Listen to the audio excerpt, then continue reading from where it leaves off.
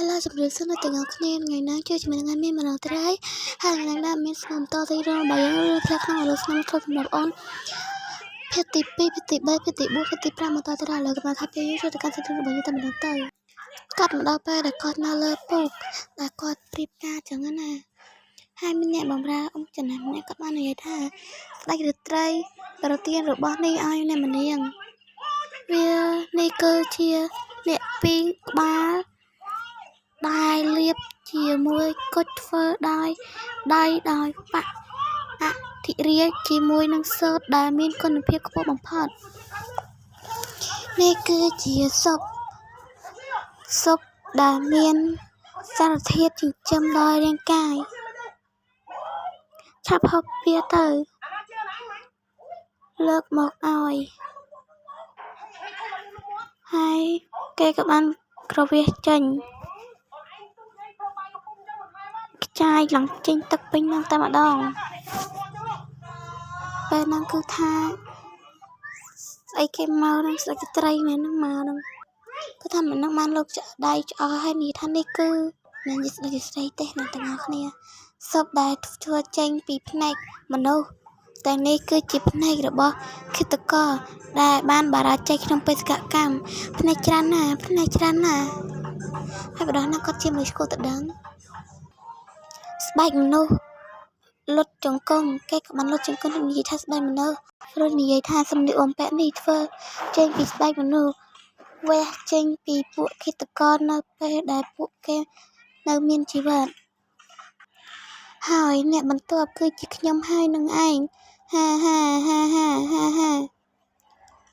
អង្គុយស្ងៀមគេក៏អង្គុយស្ងៀមរួចហើយបរិមាណគាត់បាននិយាយថាក្រភ្នែកមានច្រើនណាស់លោកកំពុងរងចាំអ្វីលោកអាចទ្រាំបាននឹងផលវិបាកនៃកំហុសទាំងនេះបានទេពួកគេបាននិយាយថាគាត់មានទឹកមុខស្ងួតស្ងាត់ពួកឯងនៅមើលស្អីឆាប់អូបមនុស្សស្គួតនេះចេញភ្លាមទៅកុំមើលភ្នែករបស់គេឲ្យសោះគេបានស្រែកប្រាប់បែបហ្នឹងតែម្ដងហើយគេបាននិយាយតថាគាត់នឹងដឹងភ្លាមតាមរយៈលោក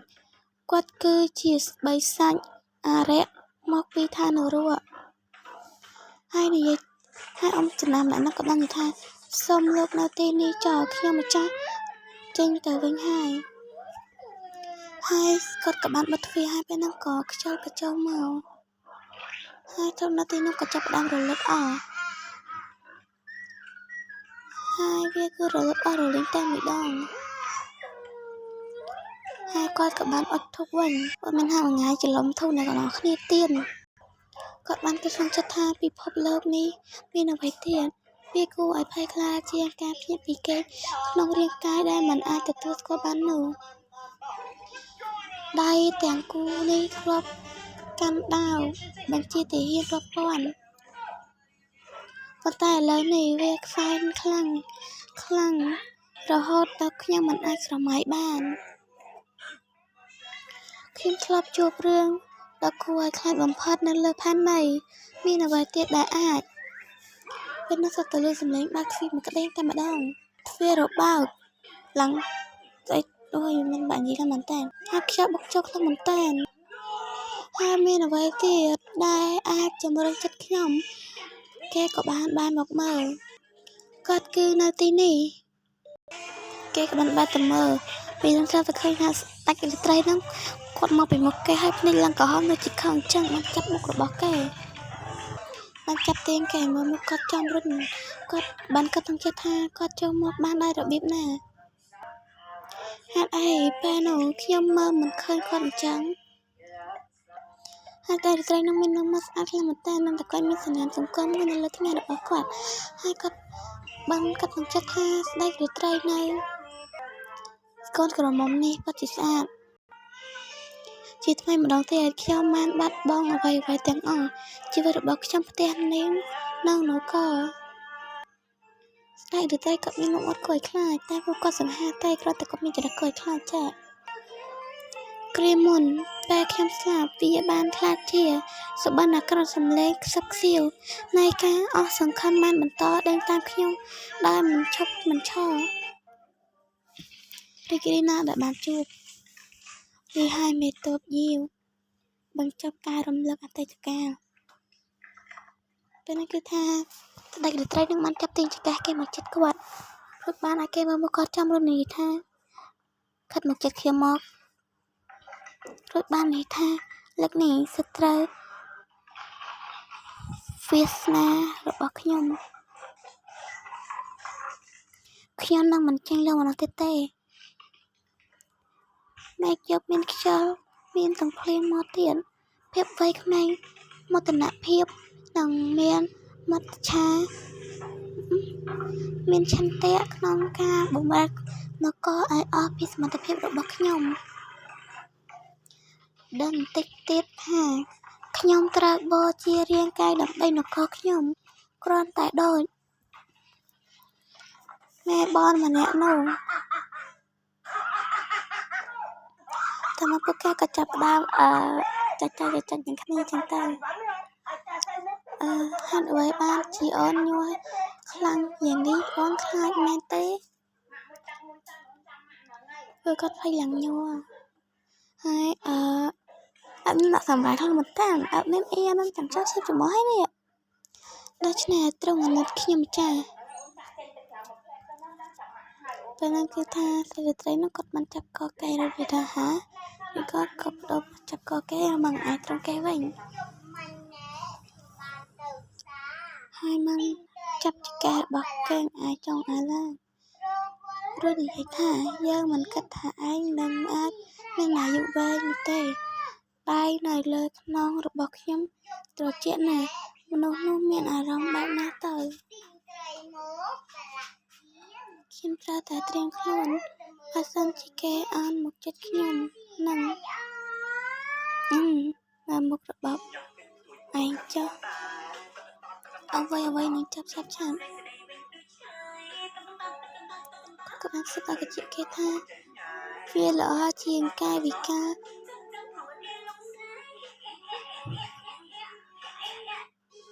របស់ឯងទៅទៀតបាត់មែនហើយមុខនឹងដងខ្ទង់របស់ខ្ញុំពីអតីតកាលមកលើអស់ទៅហើយដូចគ្នាប្រសិនបើខ្ញុំនៅតែមិនអាចផ្ដោតអារម្មណ៍របស់ខ្ញុំបានហើយបញ្ឈប់ការធ្វើគិតនេះពេលនេះខ្ញុំគាត់ជាមិនមែនជាញាវយូរទៀតទេទៅពីមុនខ្ញុំធ្លាប់វាឯងពិតជាសំខាន់ណាស់គេក៏បានបងឲ្យទៅលើរូបកាយរបស់គេពេលនេះគឺបានធ្លាក់ឯគេដែលស្នៀតរបស់គាត់បានធ្លាក់បែកអស់លេងតែស្ដាយត្រូវក៏គាត់បាននិយាយថាពេលនេះបែកការអស់ហើយគេបានមុខមកមើលហើយស្ដាយត្រីនឹងបាននិយាយទាំងបងទៅលើដើមត្រង់នឹងចិត្តដឹងរបស់គេថាមិនអីទេមិនយូរប៉ុន្មានឯងនឹងគិតតែពីយ៉ាងប៉ុណ្ណោះមានបញ្ហានោះទេនឹងហេតុអីបានជាគេមិនមានប្រតិកម្មអ្វីអីសោះអញ្ចឹងគេបានឃើញស្នៀតសក់នោះច្បាស់ណាស់តែទាំងអស់គ្នាជួយមើលច្បាស់ណាស់អីគេនេះអីគេហ្នឹងគេបានស្ដាយថាមកចិត្តនៅទាំងអស់គ្នាទៅពាក្យតទៀតតែគេរកស្រាយគេថាស្ដាយរាត្រីហ្នឹងក៏បានខ្ទប់មកគេរនិយាយថាយប់ហើយព្រួយកំមាត់នឹងសំណាប់គ្រប់គ្នាគេគឺជាអារៈមកពីឋានរូបបរិស្គុតមិញគាត់បាននិយាយថាខ្លាំងហើយពេលណាគឺថាគាត់បានកំស្រែកណាគឺថាគេស្ដាយឲ្យសានឈឺចាប់មែនតើគេបានចាប់ពេលណានិយាយថាគេបានខ្ទប់មកដល់ចិត្តតែម្ដងគាត់បាននិយាយថាហូហ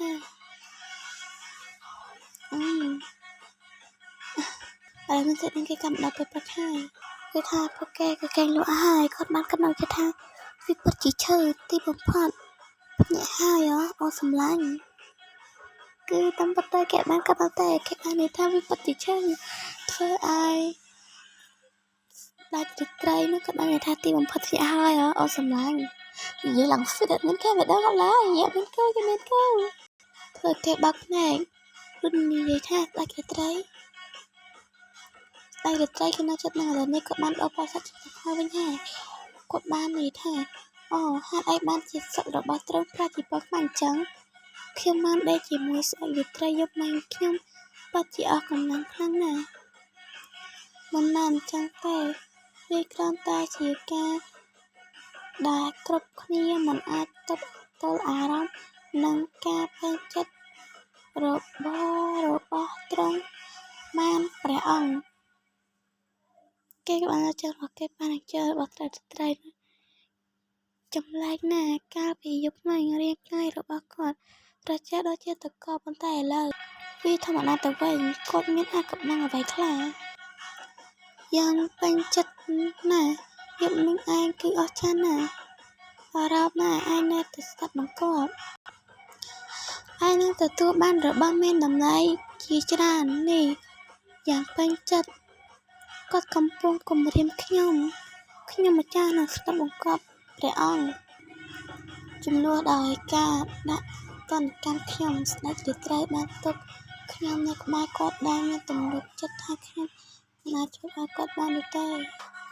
នេះមកពីទំនុកចិត្តយ៉ាងដាច់ខាតក្នុងភាពរឹងមាំរបស់គាត់មិនខ្វល់ពីគោលបំណងរបស់ខ្ញុំទេមនុស្សមិនខ្វល់ពីរបស់ស្រមោចទេព្រះអង្គស្ងាត់ភ្លាមទៅព្រះអង្គកំពុងតែផ្ទុំព្រះអង្គទូលបង្គំមានរឿងសំខាន់ចង់ទូលពេលนั้นគឺថាព្រះអង្គក៏ក្បានងើបរហូតដល់ចេញទៅហើយពេលนั้นគឺថាអង្គរបស់គាត់បាននិយាយថាអាចប្រកាសទេថាយូមិនទាន់ស្លាប់ទូលបង្គំហ៊ានយកជីវិតមកធានានេះជាដំណឹងដែលបានមកពីជនបង្កប់របស់យើងទីនោះមានមនុស្សរកឃើញកន្លែងស្នាក់នៅ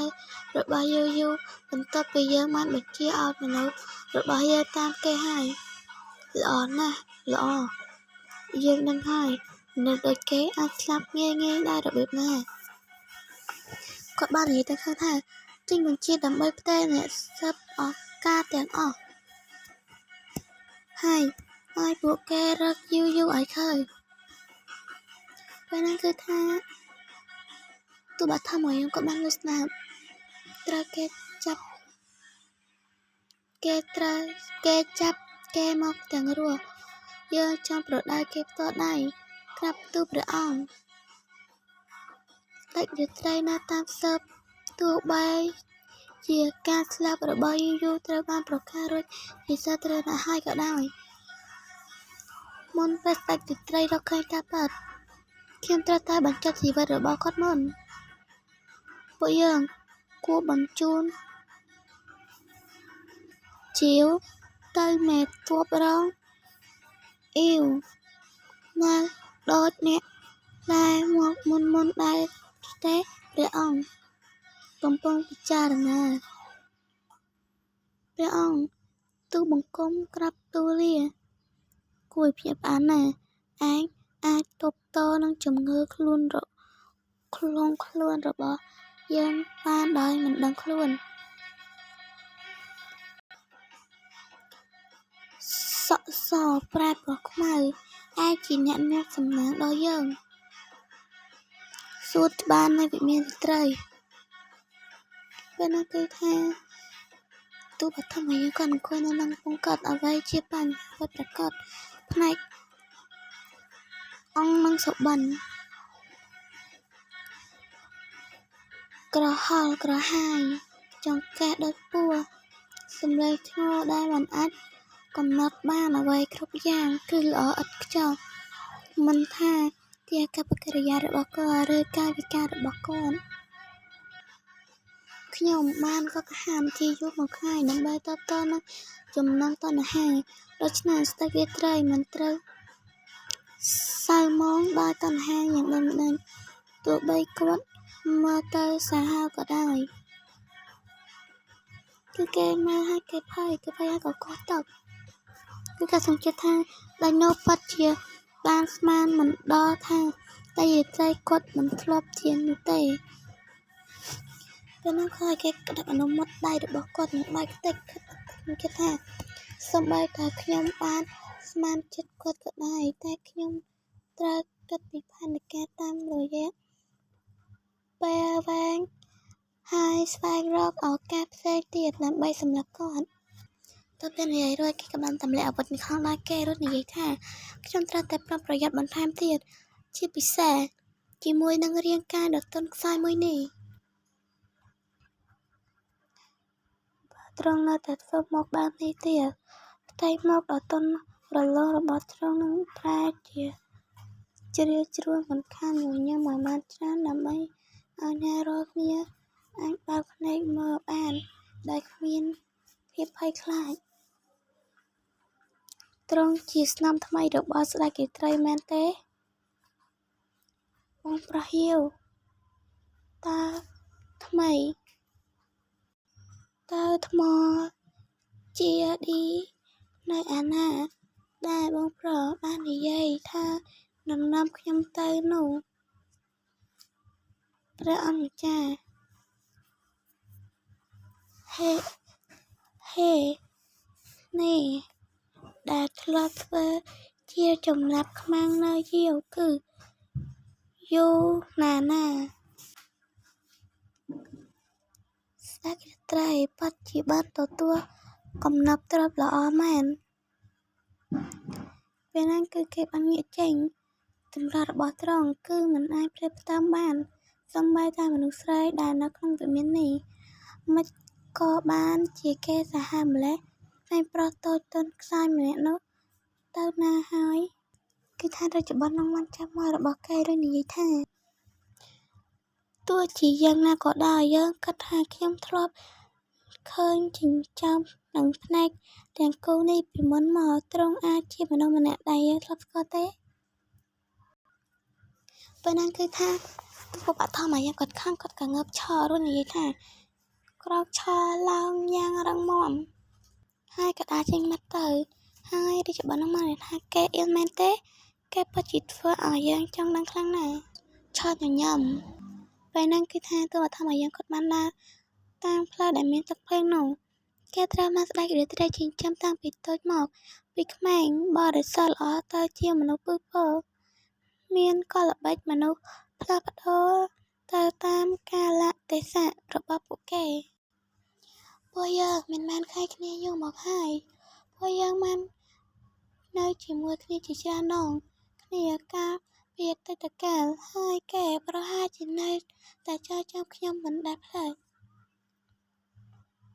ប៉ុន្តែក៏ថារាត្រីនោះបាននិយាយថាមកទៅដូចជាជំនាញល្បួងដែលខ្ញុំនិយាយថាលោកមិនបានធ្វើការលើស្ដេចរាត្រីQIO ហេតុអ្វីបានជានាងនៅទីនេះស្ដេចរាត្រីកំពុងជប់លៀងនៅក្នុងវិមានពេលនេះខ្ញុំជាស្នំសំណប់ចិត្តរបស់គឺ NICUN សោះថ្ងៃនេះទាំងអស់គ្នាសាច់រឿងរបស់យើងឬឃ្លៀងក្នុងកន្លងស្នេហ៍មកត្រូវសម្រាប់អូនភាគទី2 3 4 5របស់យើងគឺត្រូវចាប់ដល់ត្រឹមថ្ងៃរកចាំទស្សនាភាគក្រោយតែអ្នកទាំងអស់គ្នាមានសម្រាប់អាហារភាគក្រោយមានសុំដូរចំណងជើងវាដកចំណងជើងរឿងអចេតនាស្នេហ៍ម្ដងកុំឲ្យដើម្បីឲ្យវាមកទៅរៀងល្អមកជាងមុនណាដើម្បីយើងដូរចំណងជើងវាដាក់រឿងអចេតនាស្នេហ៍វិញវារៀងល្អមើលបាយបាយអ្នកគ្នាជួបគ្នានៅថ្ងៃជួបបាយអ្នកគ្នាសុខភាពល្អដល់ស៊ីមានម៉ែ